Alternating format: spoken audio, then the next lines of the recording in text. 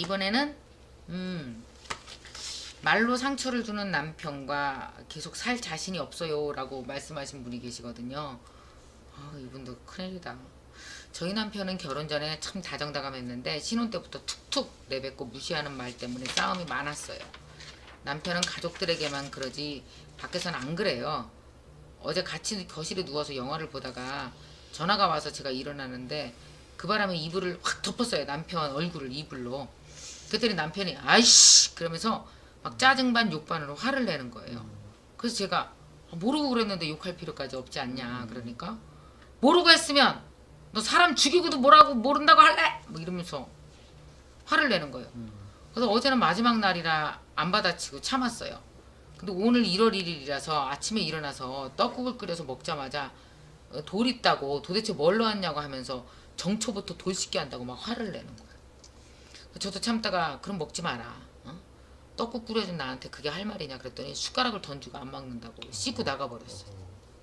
옆에 있는 딸이 6살인데 저한테 엄마 화 풀어. 아빠한테 사과하라고 할게. 이러면서 울지 말라고 저를 위로를 해주네요. 정말 이제는 말하는 것도 무섭고요. 저는 신혼 때부터 계속 따뜻한 말 한마디 해달라고 했는데 그렇게 남편은 따뜻하게 말 한마디를 안 하네요. 이제는 정말 모든 게 다 상처가 돼서 돌아오고요. 제가 참고 살아야 될까요? 평생 이런 상처되는 말을 매일 들으면서 살 자신이 없어요. 제 자신이 너무 자꾸 초라해지고요. 자신감도 없어지고요. 내가 이 정도밖에 안 되니까 저 사람들도 저러는구나. 밖에서도 자신이 없어요. 어떻게 하면 저 사람을 바꿀 수 있을지 참 고민스럽습니다. 그러셨네요. 어떻게 해야 돼요? 일단 이분 얘기 처음 들었을 때 처음 생각나는 그런 단어가 착한 사람 증후군이라고 혹시 아시나요? 그럼요. 알죠. 착한 사람. 예, 저희 주위에 되게 흔하게 볼 수 있는 사람들인데 네. 막 집에 당장 월세 낼 돈도 없는데 친구들이랑 회식을 하면 내가 낼게 하면서 돈을 쓰시는 분들. 네. 막 자기 부인은 아파서 죽어가는데 나가서 봉사하고 올게 하면서 나가시는 분들. 전형적인 착한 사람 증후군 분들이시죠. 밖에서 보여지는 자기의 이미지를 너무 중요하게 생각하시는 거예요. 그래서 그런 분들은 밖에서는 굉장히 젠틀하고 굉장히 능동적이고 뭔가 자기를 희생하고 그런 분으로 인식이 되는데 분명히 물론 그렇게 직접 하고 싶어서 하는 일도 있지만 싫어서 하는 일도 되게 많잖아요. 그럼 거기서 받은 스트레스를 풀 수 있는 데 가서 푸는 거. 그게 주로 누구냐면 배우자, 자식들, 내 부모님. 그래서 이거는 정말 답답한 게 밖에서 너무 좋은 사람이에요.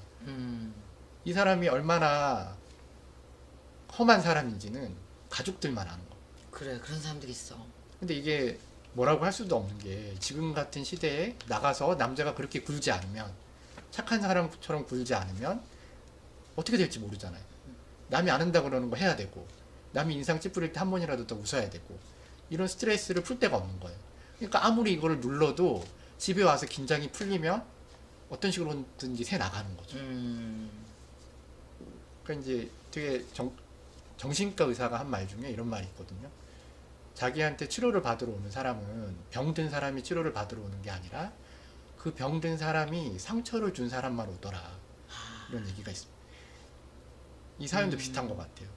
여기서는 부인은 문제가 없는데. 그렇죠. 이제 물론 근데 자기가 병들었다고 생각해 지금은. 네, 남편분의 얘기를 들어봐야겠지만 통화를 해보고 뭐 얘기를 들어봐도 남편분이 일단은 어떤 이 실마리를 잡고 있는 것 같아요. 그래서 근데 대화를 하고 그때는 고쳐져도 이게 어떻게 근원적으로 고쳐지지 않는 것 같더라고요. 근데 이게 반복이 되면 아이도 나중에는 엄마를 아빠처럼 무시할 수 있어요. 그리고 나중에는 그런 남편을 되게 고르지 않기 위해서 굉장히 친절하고 다정다감한 사람을 고르겠죠. 그렇지. 그런 사람이 착한 사람 증후군일 확률이 굉장히 높아요. 굉장히 이게 집에 와서 또 그래. 그렇죠. 나는 엄마처럼 살지 않으려고 그랬는데 엄마처럼 살고 있는 경우들, 이런 경우들. 그러니까 이 아버님, 그러니까 남자들이 대부분 공감 능력이 떨어진다 그러잖아요. 아무리 이렇게 얘기를 해도 못 알아들어요. 왜냐하면 내 부모 때 뭐 집도 쫓겨났다 우리 엄마 아빠는. 아빠가 그치. 화내면. 그리고 남자들 세계에서 욕 좀 하고 이러는 건 아무것도 아니다. 내가 뭐가 잘못됐느냐라고 생각하는 분들이 굉장히 많으시거든요. 그런데 내가 너무 사랑하고 아끼는 이렇게 자녀와 부인이 얼마나 고통받고 있는지 공감하셔야 돼요. 이거를 어떤 식으로든지. 그래야만 이게 해결될 수 있을 거예요. 근데 정말 공감하기가 힘들어요. 정말 자기가 뭘 잘못했는지 모르는. 극단적인 경우에는 여자분들이 막 미친 척을 한대요. 한번 막 이렇게 내가 이렇게 힘들다는 걸 표현하기 위해서 막 미친 척을 하고 아니면 똑같이 막 욕을 하고 똑같이 막 거칠게 나가고 그러면 그때는 약간 효과가 있는데 조금 지나면 더 사이가 안 좋아지거나 뭔가 좀 더 해결이 안 되는 거죠. 이거야말로 상처받은 사람이 치료 어떻게 할 수 있는 부분은 별로 없는 것 같아요. 상처를 준 사람이 그 어떤 헤게모니를 가지고 있는 거죠. 이거에 대해서. 이거 남편으로 해결해야 되네. 부인이 이미 이렇게 끊임없이 상처를 받고 있는데 어떻게 해야 될까? 근데 이제 착한 사람 증후군의 특징이 자기는 굉장히 착하고 선하기 때문에 잘못이 없다고 생각해요. 그러니까 뭐 이런 걸로 뭐 치료를 받으러 가자 그래도 내가 왜 가야 되지? 그렇지. 라고 거부를 합니다. 그러니까 이제 사실 서로가 굉장히 힘든 거죠. 이건 남편도 남편 나름대로 힘든 게 있고 그런 것들을 다 당해야 되는 부인도 굉장히 힘든 면이 있고. 아니 근데 이렇게 따뜻한 말 한마디도 하나도 못 듣고 막 이제는 정말 말하는 것도 무섭고 무슨 말만 하면 욱욱거리고 사람 무시하는 말하고 욕하고 그러면은 사실은 자존감도 너무 이 사람이랑 살면 그렇죠. 바닥이 칠 것 같아요. 그렇죠, 그렇죠. 내가 얼마나 괜찮은 여잔지를 알 수가 없잖아요. 계속 나는 못난 여자야라는 생각이 들 테니까 잘못하면 이런 경우는 그렇게 오래 살기 힘들 것 같은데 난. 왜냐하면 극단적으로 정말 내가 이건 도저히 이렇게 무시받고는 못 살겠다. 그러니까 왜 그러냐면 제가 얼마 전에 상담을 한 분이 있는데 아버지가 그랬어요. 완전히 엄마를 개무시를 하는 거예요. 계속 사는 내내. 뭐 갖고 뭐 니까짓 게 뭐 하냐 뭐 이렇게 신문 같은 거 보시면 니까짓가 신문 본다고 뭘 아냐 나가서 밥이나 해라 뭐 이런 식으로 엄마가 되게 착한 사람이었는데 계속 무시를 했거든요. 그래서 엄마가 나중에 그것 때문에 이게 뭐가 되냐면 나중에 우울증이 심각하게 온 거예요. 나이가 들면서. 근데 이제 나중에 아버지가 은퇴를 하고 나서 집에 계시는 거예요. 그러니까 더 하루 종일 부인을 무시를 한 거죠. 엄마가 그거를 나중에 견디지를 못했어요. 갖고 되게 나쁜 선택을 하셨는데 그때 뭐라 그러냐면 그 자식께서는 그 자식은 나한테 그렇게 엄마가 힘들어하는지 몰랐다. 아마 사실 이것도 혼자만 느끼고 있지 자식들은 잘 모를 거예요. 우리 엄마가 얼마나 힘든지. 모르죠. 이제 시집장가 가면 엄마가 뭘 당하고 뭘 가슴 아픈지 모르거든요. 그래서 나는 이거는 그때 그 얘기 듣고 그래서 싸워보기라도 하자 한번. 네가 얼마나 못된지 네가 얼마나 나를 아프게 하는지 너 절대 이러면 안 된다고 싸워보기라도 했으면 좋았을 텐데. 그러니까 이런 거 있잖아요.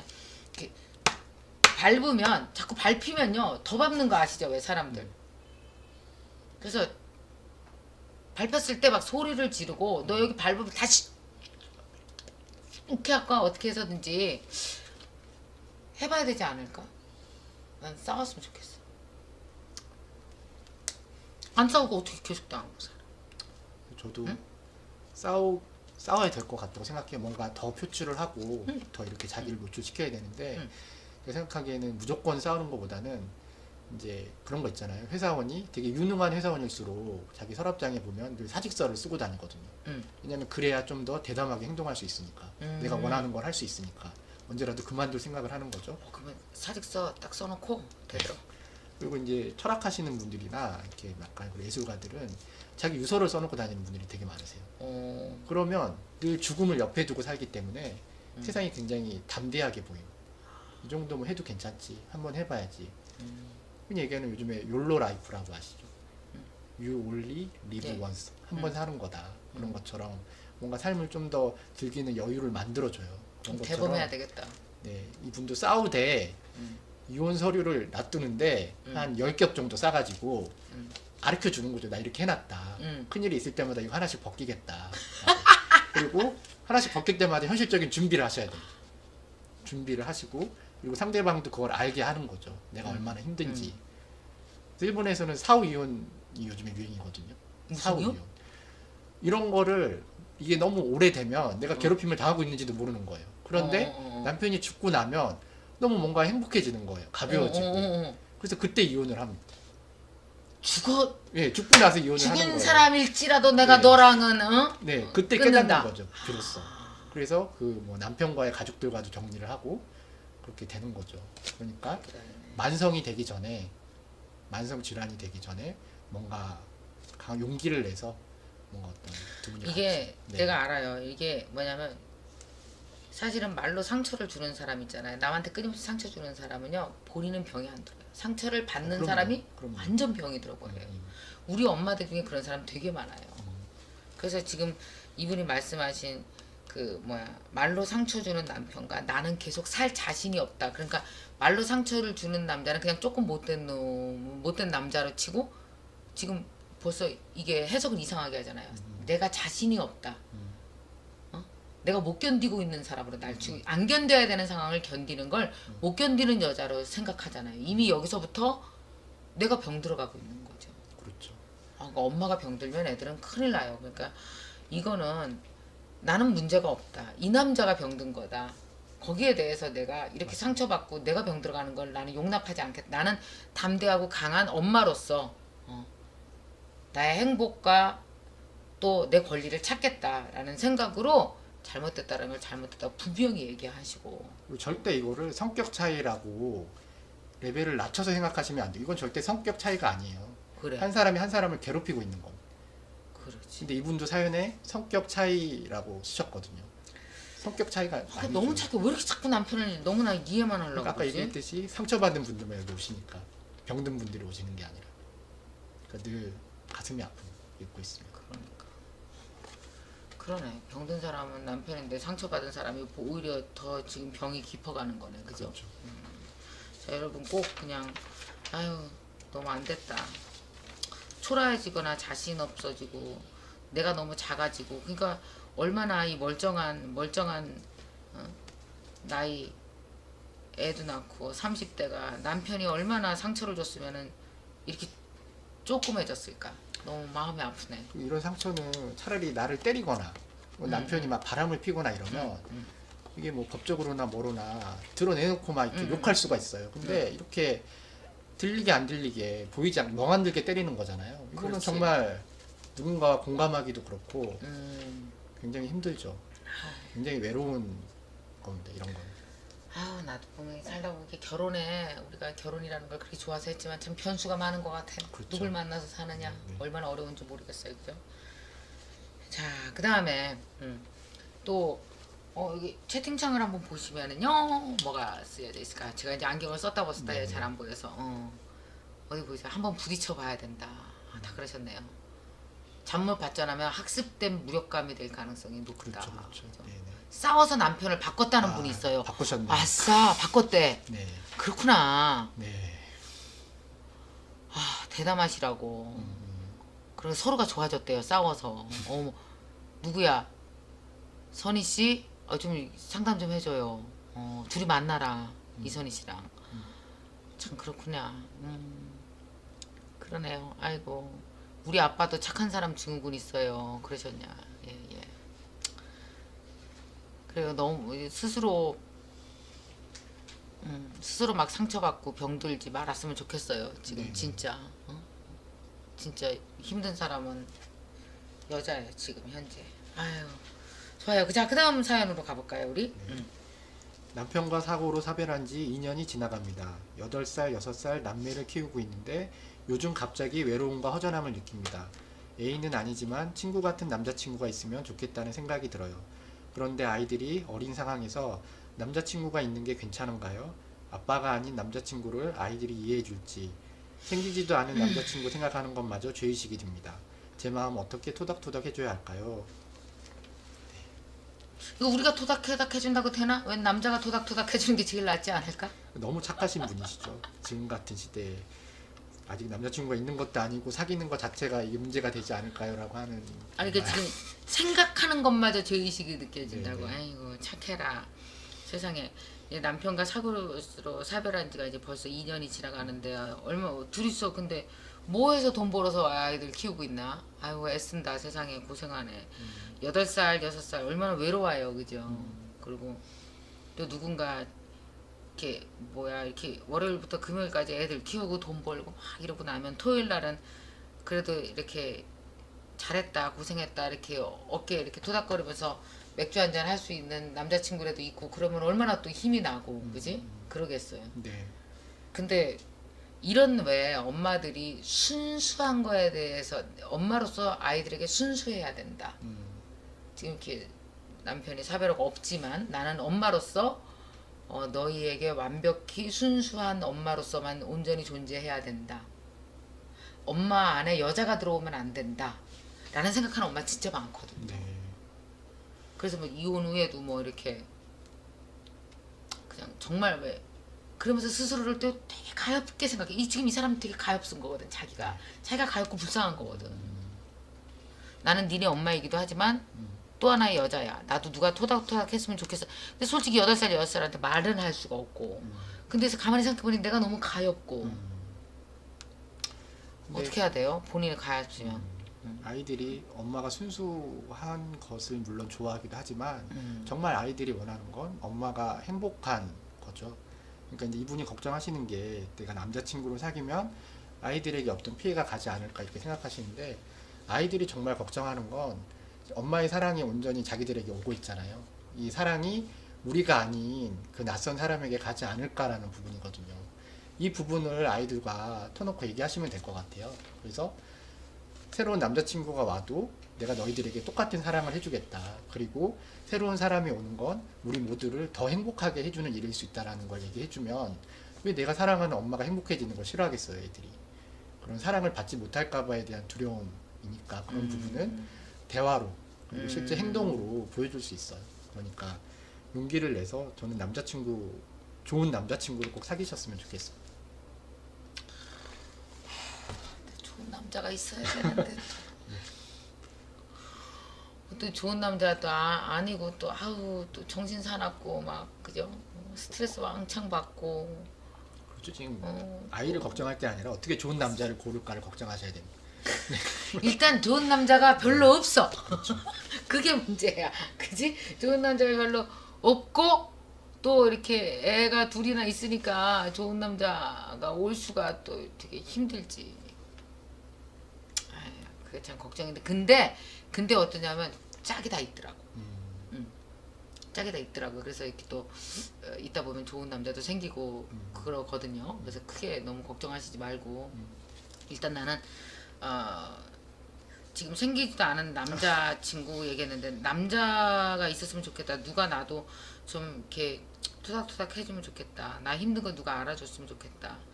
애들이랑만 얘기하고 살면요 사실 위로가 안 돼요. 그렇죠. 어른은 어른끼리 얘기해야 위로 되잖아요. 근데 이거는 사실 정상이잖아. 안 그렇죠?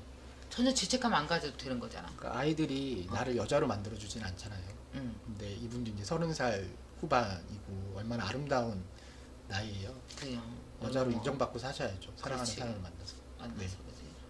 그게 다 따로 있어. 애가 엄마 좋아하는 거 따로 있고 그럼요. 남자가 날 좋아해주는 그런 그 이 가슴의 부위가 다 달리 있는 거 아니겠어요, 그죠? 좋습니다. 그러면은 오늘 네. 이렇게 지금 5분의 이야기를 들어봤잖아요. 그래서 선생님 오늘 상담해 보시니까 어떠셨어요? 내가 너무 식상한 얘기만 하지 않았나 이런 생각이 들고요. 안 그랬어? 네. 현미경 만원경도 좋았고 내 마음에 이 닥터 있잖아요. 네. 미닝 닥터도 너무 네, 좋았고 정말 좋은 얘기 많이 해주셔서 저도 그러니까 왜 이런 거 있어요. 상담이라고 하는 것도 그렇고 강의도 그렇고 우리가 인생에 한 번도 안 들어본 얘기를 하는 사람이 몇 명이나 되겠어요. 근데 중요한 건 내가 감지하고 있었는데 그걸 정확히 꺼내서 이렇게 도구로 쓰게 해주는 사람이 나는 상담자이고 또 도와주는 강의하는 사람이 그렇거든요. 내 마음 안에 있는 재료를 이렇게 뭉쳐서 이렇게 도구로 딱 주는 거잖아요. 선생님은 오늘 저는 그 역할을 해주셨다고 생각해요. 그래서 충분히 이분들이 우리 이 이야기를 듣는 분들이 그 도구를 갖고 생활하시지 않을까 이렇게 생각이 들어요. 자 오늘 제가 생각하는 소감은 저는 그렇습니다. 아유 다들 애썼어요. 뭐냐 하면 그렇게 다들 힘든데 이렇게 힘든데 다들 어떻게 이렇게 잘 끌어가고 살까 너무 기특하다. 그래서 막 다들 그냥 이렇게 머리 쓰다듬어주고 다들 힘든데 사는데 고생했다, 기특하다 이런 말을 다 전해드리고 싶고요. 선생님도 그러시죠? 네, 그럼요. 너무 열심히들 사시고. 그래, 이 상황에서도 네. 그지? 네. 아마 이거 듣는 분들도 그럴 거예요. 아, 우리 같으면 나 같으면 못 살았을 것 같은데 정말 잘 견딘다 이런 생각 네. 하실 것 같아요.